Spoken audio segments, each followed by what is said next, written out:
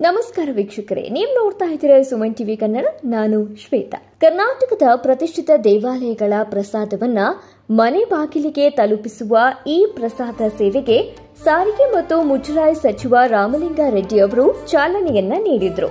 ಬೆಂಗಳೂರಿನ ಶಾಂತಿನಗರದ ಸಾರಿಗೆ ಆಯುಕ್ತರ ಕಚೇರಿಯಲ್ಲಿ ನಡೆದ ಕಾರ್ಯಕ್ರಮದಲ್ಲಿ ರಾಜ್ಯದ 14 ದೇವಾಲಯಗಳನ್ನು ಆಯ್ಕೆ ಮಾಡಿ ಪ್ರಾಯೋಗಿಕ ಪ್ರಸಾದ ಸೇವೆಗೆ ಚಾಲನೆಯನ್ನ ನೀಡಲಾಯಿತು.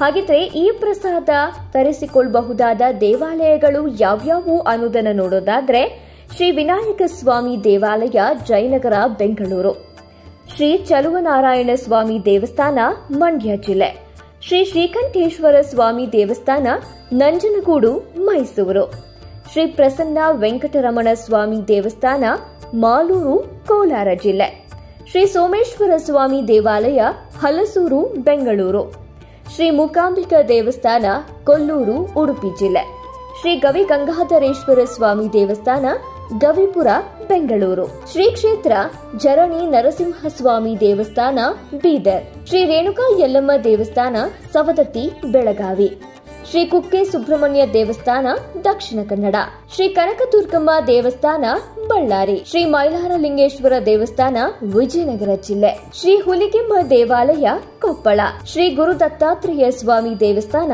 ಕಲಬುರಗಿ. ಇವುಗಳಲ್ಲದೆ ಇನ್ನು 14 ದೇವಾಲಯಗಳ ಪ್ರಸಾದ ಸೇವೆಯನ್ನ ಮನೆ ಬಾಗಿಲಿಗೆ ತಲುಪಿಸಲಾಗುತ್ತೆ ಅಂತ ಸಚಿವರು ತಿಳಿಸಿದ್ದಾರೆ. ಮುಜರಾಯಿ ಇಲಾಖೆಯ ಪ್ರಮುಖ ದೇವಾಲಯಗಳ ಪ್ರಸಾದವನ್ನ ಭಕ್ತರ ಮನೆ ಬಾಗಿಲಿಗೆ CSC e governance service India limited ಸಹಯೋಗದೊಂದಿಗೆ ಅನುಷ್ಠಾನಗೊಳಿಸಿ ಜಾರಿಗೆ ತರಲಾಗ್ತಾ ಇದೆ. ಈ ದೇವಾಲಯಗಳಲ್ಲಿ ಕಲ್ಲು ಸಕ್ಕರೆ, ಬಾದಾಮಿ, ಗೋಡಂಬಿ, ದ್ರಾಕ್ಷಿ, ಭಸ್ಮ, ಕುಂಕುಮ, ಬಿಲ್ವಪತ್ರೆ ಹೂವು, ತುಳಸಿ ಮತ್ತು ದೇವಾಲಯದ ಸ್ತೋತ್ರಗಳನ್ನ ತರಿಸಿಕೊಳ್ಳಬಹುದು.